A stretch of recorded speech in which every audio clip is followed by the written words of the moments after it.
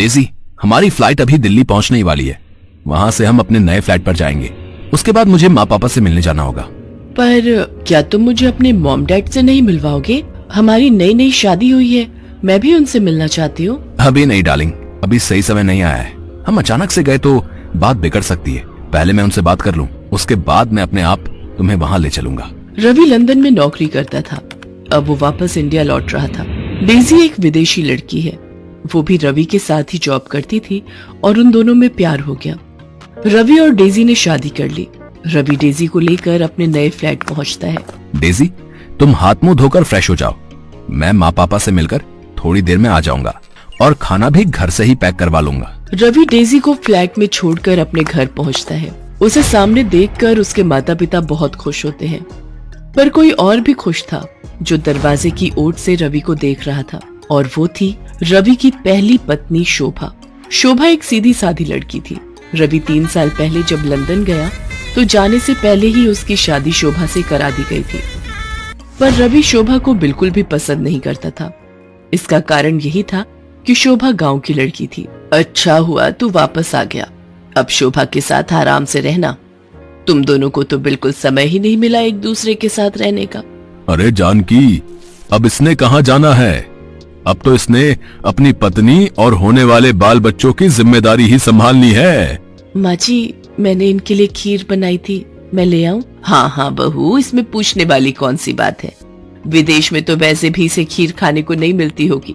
तुम दोनों आराम से बैठकर खाना खाओ, और बहू हमारा खाना हमारे कमरे में ही दे देना। चलो जी, इतने दिनों बाद बेटा आया है, दोनों को एक साथ बैठकर बात करने दो। मौका अच्छा है, शोभा से खाना पैक करवा लेता हूँ। ये लोग खीर खाकर बताओ कैसी बनी है। शोभा, खीर तो बहुत लाजवाब बनी है। वो मेरा एक दोस्त मुझसे मिलना चाहता है, क्या तुम उसके लिए भी थोड़ा खाना और खीर पैक कर दोगी? उससे बहुत समय बाद मिल रहा हूँ, तो तुम्हारे हाथ का खाना भी खिला दूंगा। अच्छा, आपको खीर इतनी पसंद आई? ठीक है, मैं खाना पैक कर देती हूँ।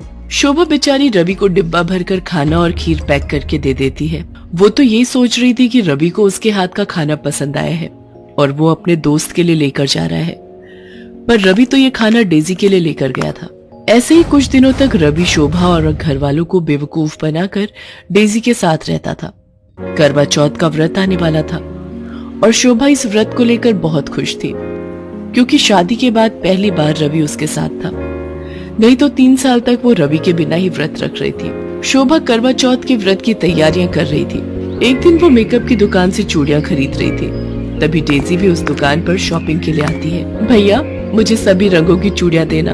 आपको पता है मेरा करवा चौथ का व्रत है, आप मुझे बढ़िया चूड़ियां दिखाना जिससे मेरे पति मुझे तैयार होता देखे और मैं सबसे सुंदर लगूं।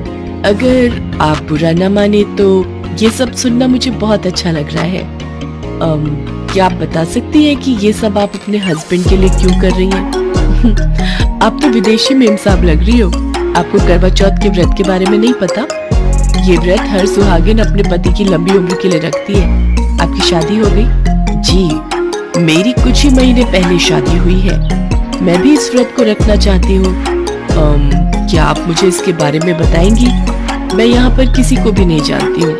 अगर आप मेरी इतनी हेल्प कर दें। ऐसे ही बातें करते हुए शोभा और डेजी अच्छी दोस्त बन गए। शोभा डेजी को करवा चौथ के व्रत की सारी तैयारी करवाती है, पूरी शॉपिंग करवाती है। डेजी को शोभा का स्वभाव बहुत अच्छा लगता है। वो उसे अपना मोबाइल नंबर दे देती है और फोन पर बात करने के लिए कहती है। अगले दिन करवा चौथ का व्रत था। इधर शोभा भी तैयार हुई थी और उधर डेजी भी शोभा से फोन पर बात करके तैयार हो जाती है। डेजी, ये सब क्या है? तुमने आज लाल रंग की साड़ी पहन रखी है, बिल्कुल इंडियन स्टाइल में तुम तैयार हुई हो। वैसे आज ये सब क्यों? रवि शाम को आने का वादा कर लेता है, पर उधर उसे शोभा का भी व्रत खुलवाना था। रवि